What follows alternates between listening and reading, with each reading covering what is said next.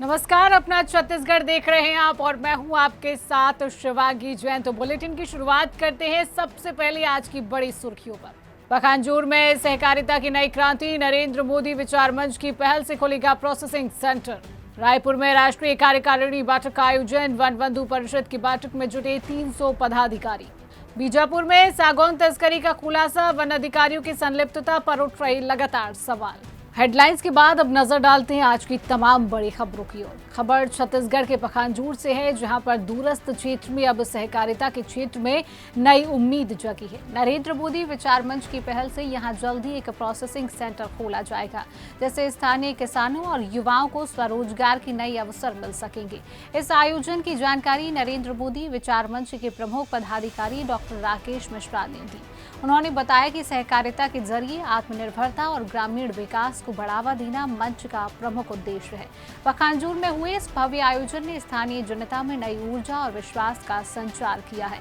नरेंद्र मोदी विचार मंच की यह पहल प्रधानमंत्री मोदी की आत्मनिर्भर भारत और सहकार से समृद्धि जैसे विजन को धरातल पर उतारने की दिशा में एक अहम कदम मानी जा रही है। रायपुर स्थित जैनम भवन में वन बंधु परिषद की राष्ट्रीय कार्यकारिणी बैठक एवं वार्षिक आम सभा का आयोजन प्रारंभ हुआ है। इस आयोजन में देश के 46 चैप्टर और सब चैप्टर से लगभग 300 पदाधिकारी छत्तीसगढ़ पहुंचे हैं। वे प्रदेश की समृद्ध संस्कृति, लोक कला और प्रमुख पर्यटन स्थलों से परिचित होंगे। इस कार्यक्रम में पद्मश्री रामेश्वर लाल काबरा भी उपस्थित रहेंगे। रायपुर चैप्टर के अलावा बिलासपुर, धमतरी और दुर्ग के सब चैप्टर के पदाधिकारियों ने आयोजन की सफलता के लिए 10 से अधिक व्यवस्था समितियां बनाई हैं। वन बंधु परिषद का मुख्य उद्देश्य वनवासी क्षेत्रों में शिक्षा, स्वास्थ्य और सामाजिक विकास को बढ़ावा देना है। संगठन विशेष रूप से आदिवासी समुदायों के बीच शिक्षा और स्वास्थ्य सेवाओं में सुधार के लिए काम कर रहा है। काम के विकास के लिए काम कर रही है।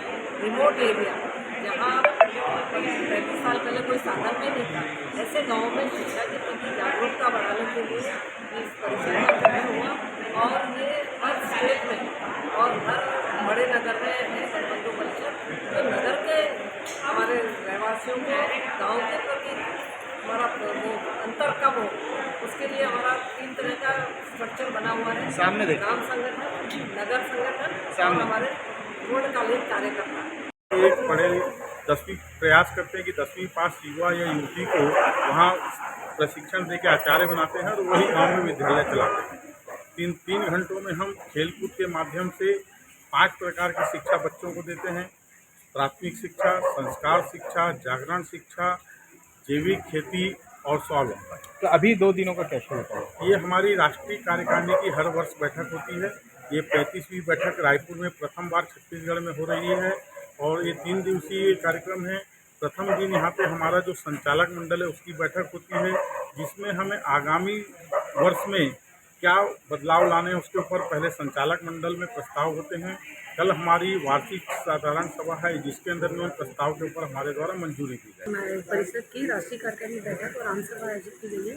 ये पहला ऐसा आयोजन है जो वन बंधु परिषद का छत्तीसगढ़ में हुआ है।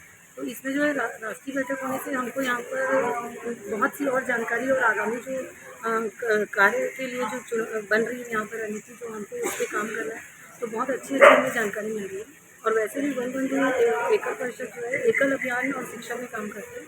तो गांव पर जो शिक्षा, स्वास्थ्य और बच्चों को जो संस्कार देना है तो उसी इसमें काम चल रहा है। तो इसमें पूरे राष्ट्र से 40 चैप्टर से 300 पदाधिकारी यहाँ पहुँचे हैं और रायपुर छत्तीसगढ़ के जो चैप्टर हैं उसमें से हमारे कम से कम 150 कार्यकर्ता पहुँचे। वन बंधु परिषद की राष्ट्रीय कार्यकारिणी की बैठक आज रायपुर में 3 दिनों के लिए हो रही है। इसमें एक हमारी गवर्निंग बोर्ड की एक मीटिंग आज की मीटिंग हुई, इसमें बहुत सारे प्रस्ताव पास हुए। कल पूरे देश से करीब 35 शहरों से लोग यहाँ पे 35 शहरों से लोग यहाँ पर आए हैं, अलग अलग पदों से, अलग अलग चैप्टर से।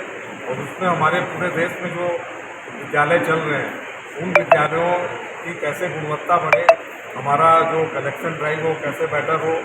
हम इसके साथ ही इस बार के जो मुख्य उद्देश्य इस मीटिंग का है कि हम अभी तक जो गाँव में काम कर रहे थे, शहर में भी हमको एक ज़रूरत है कि शहर के जो बस्तियाँ हैं उनमें भी हम काम करें। तो पूरे देश में हम बस्ती में काम करेंगे उनके उपचार के लिए। और साथ ही जो परिवारों में, हमारे शहरी परिवारों में बच्चों के पास संस्कार नहीं है, उन संस्कार के लिए भी हम गुरुकुल योजना यहाँ पर ला रहे हैं, उसके बारे में भी चर्चा करेंगे। देश भर में एक पेड़ मां के नाम योजना के तहत पर्यावरण संरक्षण के प्रयास किए जा रहे हैं, लेकिन बीजापुर जिले में वन अधिकारी इस दिशा में गंभीर नहीं दिखते। मदेड़ वन परिक्षेत्र के एंगपल्ली बीट में सैकड़ों बेशकीमती सागौन पेड़ों की अवैध कटाई की जा रही है। तस्कर इन पेड़ों को काटकर बेचने में जुटे हुए हैं और वन कर्मियों की संलिप्तता की खबरें भी सामने आई हैं। नेशनल हाईवे से 7 किलोमीटर दूर एंगपल्ली सड़क के आसपास सागौन समेत अन्य विशालकाय पेड़ों को काटकर कृषि भूमि बढ़ाई जा रही है। लगभग 100 एकड़ वन भूमि पर कब्जा हो चुका है। अधिकारी इस मामले में गंभीर नहीं है और डीएफओ या बीट गार्ड कभी भी इलाके में नहीं पहुंचते। यह सब प्रभारी मंत्री केदार कश्यप के क्षेत्र में हो रहा है, जहां वन अधिकारी पूरी तरह से मस्त हैं। सैकड़ों पेड़ कटे हैं, ये एकदम साफ साफ गलत है। कुछ पेड़ अगर कटे हैं तो उसके ऊपर कार्रवाई की जाएगी और अभी अतिक्रमण जो भी हो रहा है बीजापुर क्षेत्र में या आईटीआर के क्षेत्र में, उसके खिलाफ एक मुहिम चलाया जा रहा है। तो अभी लगभग 5 ट्रैक्टर को हमने जब्त भी किया है, आगे भी उसके ऊपर कार्रवाई करेंगे। और अभी खबर मिला है यहाँ पे एंगपल्ली क्षेत्र में और सकनापल्ली क्षेत्र में कुछ अतिक्रमण भी हो रहा है, तो वहाँ पे भी हमारा वन विभाग का कार्रवाई है। क्योंकि पिछले 2 महीने पहले हमने कोंगूपल्ली में बड़े पैमाने में क्या बोलते हैं रेड भी किए थे और वहाँ पे 1 मशीन 2 मशीन अवैध जो चल रहे थे सभी को भी पकड़े हैं। तो कार्रवाई तो लगातार हो रही है। अभी एसडीओ भोपालपट्टनम से हम जांच भी करवाएंगे, अब जो भी उसका निष्कर्ष निकलेगा उसके हिसाब से कार्रवाई होगी। महासमुंद जिले में पटवारी धर्मेंद्र मड्डाडे के खिलाफ एक और गंभीर मामला सामने आया है, जहां उसने 2 किसानों की जमीन को अपने रिश्तेदार के नाम पर चढ़ाकर बेचने की कोशिश की। ग्राम खैरजिटी के पटवारी ने 5 एकड़ और 80 डिसमिल जमीन को गुपचुप तरीके से अपने रिश्तेदार पुष्पेंद्र के नाम कर दिया था। यह मामला तब सामने आया जब खरीदार जमीन का मुआवजा करने ग्राम पंचायत पहुंचे। ग्रामीणों ने 30 जून को रजिस्ट्री पर आपत्ति दर्ज कर शिकायत कलेक्टर कार्यालय में की। पटवारी द्वारा 2023 में जमीन की खरीद फरोख्त की जानकारी मिलते ही ग्रामीण तहसीलदार और कलेक्टर के दफ्तर के चक्कर काट रही हैं, लेकिन अब तक जिला प्रशासन ने केवल आश्वासन ही दिया है। ग्रामीणों ने इस मामले में कड़ी कार्रवाई की मांग की है। मोर जमीन ला ये पटवारी हल्का नंबर 6 के धर्मेंद्र मन्नाडे ये दलाली करके अपन रिश्तेदार के नाम में चढ़ा दी, तो चढ़ा दी तो एक बाद में हमन ला जानकारी कहीं नहीं रही से। मैं हम और ससुराल गए रहे उसी लाया ना, तो लेने वाला खेत लेने वाला है, खेत में किंदर रही तो रोड में खड़ा करके मोर खेत में गया, भैया तुमन कैसे किंदर था, तो मन की सामान्य खेत ला ले हनगा ऐसे की। अच्छा वो कति कर ले, तो गांव के वो पार घेरा वाला है तहुल ले हन। अच्छा तो कम ले होगा ऐसे की, हम तो 1 करोड़ 25 लाख में ले हन की काकर जगह ले धर्मेंद्र मन्नाडे करा ऐसे की। तो मैं कह दलाल है भैया, मोर खेत बेचने वाला नो हमें, यहाँ खेत नहीं बेचाए भैया, खेत हम और ऐसे रोके हैं। ओकर बाद अभी भाई ला करी से भाई ला दूसरा के नाम में चढ़ा के 80 लाख रुपया में धर्मेंद्र मन्नाडे बेच दे। हाँ तो ऊपर के आदेश कर दे, मैं आदेश वो आगे पासे कुछ नहीं बताया, मैं कर दे जो कुछ करना है, कलेक्टर जाना है, एसडीएम जाना है, नहीं कर शिकायत कर मुख्यमंत्री जगह जाना है, चल दे, जो हो गया हो गया। हल्का नंबर पटवारी 6 है न धर्मेंद्र मन्नाडे से बगैर पूछे नक्सल काट के छोटे कर दे। नक्सल वो दलाली करा थे, वो सामने वाला खेत जो ले ना तेकर खेत बढ़ावा दे दे। मेरा मामला मेरे संज्ञान में है और मेरे एडीएम जो है रवि साहू वो उसकी जांच कर रहे हैं और उसकी विस्तृत रिपोर्ट हमारे पास जैसे आती है और इसमें यदि पटवारी जो है संबंधित उनके खिलाफ जो शिकायत और सिद्ध होती है तो उनके खिलाफ निश्चित तौर पर हम कार्रवाई करेंगे। खैरागढ़ पुलिस ने ऑनलाइन सट्टा ऐप शिवा बुक के खिलाफ बड़ी कार्रवाई करते हुए नागपुर में छापा मारकर 6 आरोपियों को गिरफ्तार किया है।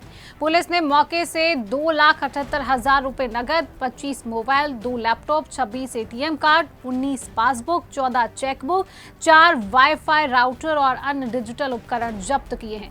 पुलिस अधीक्षक लक्ष्य शर्मा ने बताया कि आरोपी शिवा बुक ऐप के जरिए सट्टा संचालन कर रही थी और अब तक लगभग 20 करोड़ रुपए का लेन देन कर चुके थे।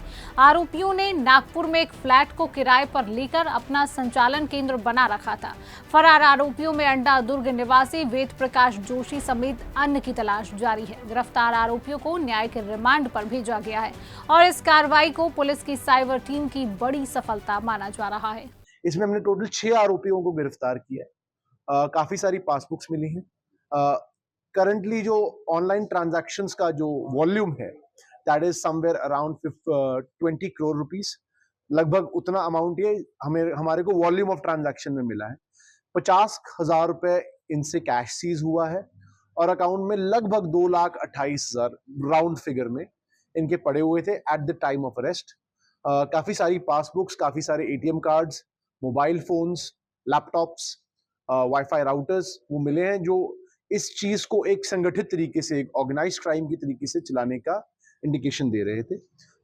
तो हमने जब इनको सीज किया है तो अभी इसमें और गिरफ्तारियां होनी बाकी हैं और गिरफ्तारियां हो जाएंगी। इसमें 2 पैनल सीज हुए, एक नागपुर से सीज हुआ है और एक अंडा दुर्ग से सीज किया गया है। जशपुर में ट्रैफिक पुलिस की तत्परता ने एक चालक की जान बचा ली। काई कछार गांव के पास नेशनल हाईवे 43 पर टावर सामग्री से लदा एक ट्रक अचानक स्टीयरिंग जाम होने से पलट गया। चालक शहबाज खान का पैर केबिन में फंस गया था। हादसे की जानकारी मिलते ही एसएसपी शशि मोहन सिंह के निर्देश पर कोतवाली पुलिस और ट्रैफिक टीम मौके पर पहुंची। 3 घंटे की कड़ी मशक्कत के बाद चालक को सुरक्षित निकाला गया। स्थानीय नागरिकों ने भी पुलिस की मदद की। घायल चालक की पहले जिला अस्पताल और फिर मेडिकल कॉलेज अंबिकापुर रेफर किया गया। हादसे के वक्त ट्रक कोलकाता से अनूपपुर की ओर जा रहा था। एसएसपी ने लोगों से अपील की है, दुर्घटना में घायलों की मदद करें, तुरंत पुलिस या अस्पताल को सूचना दें।